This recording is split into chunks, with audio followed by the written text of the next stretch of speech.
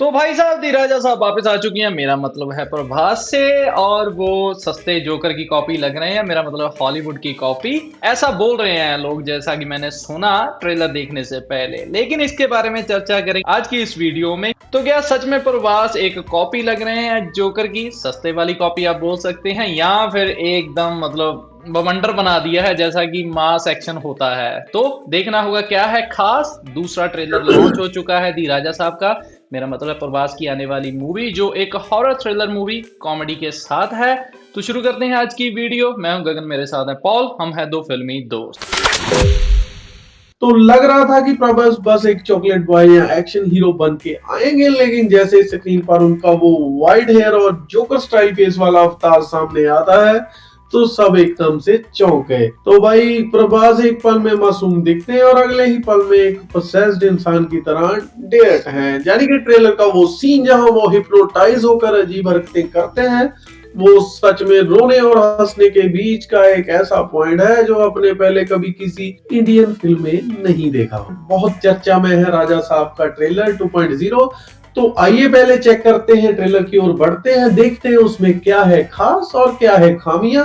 दादी माँ, तुझे सब कुछ भूलने की बीमारी होते हुए भी तू एक पल के लिए उस आदमी को नहीं भूलती। गंगम्मा, तेरा टाइम स्टार्ट हुआ। Love you. ठीक है राजा साहब। कनकराजू, मेरा भी मन है तुझे जानने का अच्छे से। बहुत मिस किया तुझे।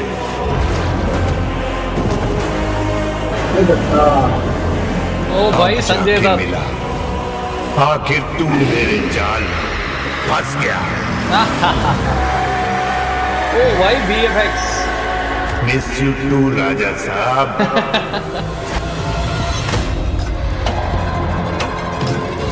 ये घर नहीं माया महल है। यहां लोग आते अपनी मर्जी से, लेकिन जाते सिर्फ आपकी दादा की मर्जी से। These things, painting, architecture, इनके जरिए हिप्नोटाइज करके वो किसी को भी ट्रांस पे लेकर चला जा सकता है। दादा आ गया था मैं।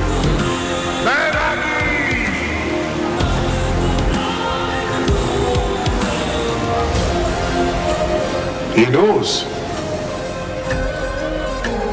कि किसकी क्या कमजोरी है, उसी को टारगेट करता है। तुम्हारी दादी वैसी साधारण महिला नहीं है, गंगा देवी। देवनगर साम्राज्य की महारानी गंगा देवी।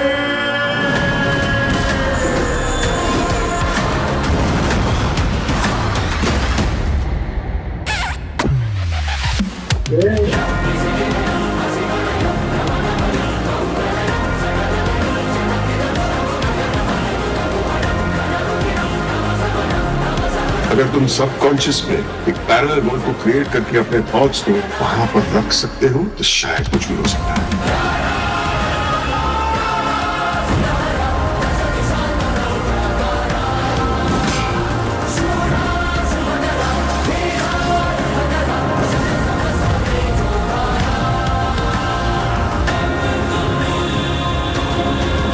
मेरा यहाँ से निकलना नामुमकिन है, तो क्या कर लेगा बे?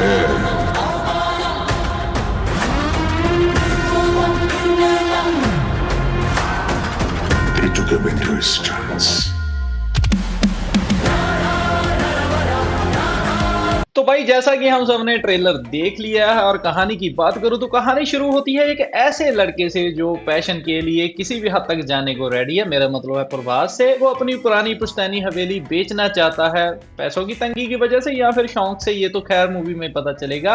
देखने में तो ऐसा ही लग रहा है कि वो कोई फाइनेंशियल प्रॉब्लम को खत्म करना चाहता है, मतलब गुजर रहा है उससे। वहां उसके लेट ग्रैंडफादर की रूह भटक रही है, जो उसे हवेली तो डेफिनेटली बेचने नहीं देगी। वही पुराना थीम काइंड ऑफ आप बोल सकते हो, हो जो हॉरर बॉलीवुड की हॉरर फिल्म में देखने को मिलता है। ट्रेलर दिखाता है कि कैसे संजय दत्त का कैरेक्टर लोगों को हिप्नोटाइज करके कैसे जाल में फंसा लेता है। ट्विस्ट तो तब आता है जब प्रभास खुद इस जाल में फंस जाता है और उनके अंदर एक अजीब सी सुपरनेचुरल पावर या फिर बोले भटकती हुई रूह आ जाती है। ये पूरा सफर एक एडवेंचर कॉमेडी और डरावनी रीबर्थ की तरफ इशारा करता है। तो स्टारकास्ट मेरे को बहुत अच्छी लग रही है, जिसमें संजय दत्त का रोल, भाई संजय दत्त जिस फिल्म में आ गए वो तो हिट का मतलब पूरी गारंटी है भाई इस बार। तो लीड रोल में हमारे रेबल स्टार प्रभास हैं, जो डुअल अवतार में नजर आएंगे। उनके ऑपोजिट संजय दत्त एक बहुत ही खतरनाक विलन का रोल प्ले कर रहे हैं और जो हिप्नोटिज्म का इस्तेमाल करता है। साथ ही फिल्म में बोमन ईरानी, कौन नहीं जानता भाई मोहन ईरानी को, 3 इडियट्स किसने नहीं देखी। तो जारीना वहाब और समृति कांत जैसे वेटरन एक्टर हैं जो कहानी को डेप्थ देंगे। तो ग्लैमर कंटेंट को बढ़ाने के लिए मालविका मोहनन, निधि अग्रवाल और रिद्धि कुमार को लिया गया है। कॉमेडी के डोज देने के लिए ब्रह्मा नंदन, वेनला किशोर और वीटीवी गणेश जैसे लेजेंडरी कॉमेडियन की पूरी फौज तैयार है, जो फिल्म को एक नए लेवल पर ले जाएगी। अगर ट्रेलर में कुछ पॉजिटिव देखना हो तो मुझे लगता है कि प्रभास का ये काफी हटकर रोल है, क्योंकि बाहुबली और सलार जैसे रोल मास वाले करने के बाद अब वो हॉरर की तरफ बढ़ रहे हैं। जो वीएफएक्स और थमन का बैकग्राउंड स्कोर ट्रेलर को एक इंटरनेशनल लेवल की फील देता है। साथ ही हॉरर के साथ कॉमेडी का मिक्सचर फैंस के लिए एक नया एक्सपीरियंस होगा। वहीं अगर नेगेटिव पॉइंट देखा जाए ट्रेलर में तो मुझे काफी भरा भरा सा लगा। मतलब एकदम से ही बहुत सारी चीजें दिखा दी गई हैं एक के बाद ये वीएफएक्स। मुझे लगता है मूवी के काफी सीन्स इसमें शो कर दिए गए हैं कि फाइट वाले सीन, वीएफएक्स वाले, हॉरर, थ्रिलर, सब कुछ एक साथ ही दिखा दिया गया है 1-2 सेकंड के क्लिप्स में। और सबसे ज्यादा मुझे लगा कि ये भूल भुलैया वाली वाइब दे रही है, बॉलीवुड की भूल भुलैया अक्षय कुमार की। कौन नहीं जानता, किसने नहीं देखी? अगर नहीं देखी तो कमेंट सेक्शन में बताओ आप कौन से प्लेनेट से बिलोंग करते हो भाई। तो पॉल, आपको कैसा लगा? बिल्कुल गगन, मैं आपकी बात से बिल्कुल सहमत हूँ। और बीच में एक लास्ट में एक छोटा सा सीन दिया गया है जिसमें प्रभास जोकर के अवतार में है। तो बिल्कुल दर्शकों ने भी सही पकड़ा, कई नेगेटिव भी इसे ले रहे हैं, कई पॉजिटिव भी ले रहे हैं, लेकिन वो काफी हद तक हॉलीवुड की जोकर मूवी के जो मेन हीरो थे जैक्विन फिनिक्स से मिलता जुलता है। हालांकि गगन, मेकर्स ने इसे सुपरनैचुरल रीबर्थ का नाम दिया है, पर विजुअल देखकर लगता है कि टीम जोकर के आइकॉनिक लुक से काफी इंस्पायर्ड थी। इसे पूरे तरह से कॉपी कहना शायद गलत होगा मेरे ख्याल से, पर हाँ, रेफरेंस वहीं से लिया गया है ताकि कैरेक्टर में वो मैडनेस और chaos दिख सके कि ये जोकर एक्टर करना क्या चाहता है। तो प्रभास की फीस तो आप जानते ही हैं, जैसे जैसे वो बाहुबली, सलार जैसी हिट फिल्में देते गए और उनकी फीस में बढ़ोतरी होती गई। तो ये फिल्म का बजट एस्टिमेट बताया जा रहा है कि 400 करोड़ के आसपास है, जिसमें से ज्यादा फीस प्रभास की गई है या फिर वीएफएक्स पर खर्च हुए हैं। फिल्म की शूटिंग ज्यादातर हैदराबाद में बनाए गए एक बहुत बड़े मेंशन सेट पर हुई है। रिलीज डेट की बात करूं तो ये मूवी आपको नए साल के पहले दूसरे वीक में आपको देखने को मिलेगी, यानी कि 9 जनवरी 2026 में बड़े पर्दे पर थिएटर्स में। हिंदी डबिंग इसकी बहुत अच्छी है, मुझे बढ़िया लगी। मेरे ख्याल से ये 2026 की पहली सबसे बड़ी मूवी बनने वाली है या फिर फ्लॉप होने वाली है, ये तो मूवी आने के बाद ही पता चलेगा।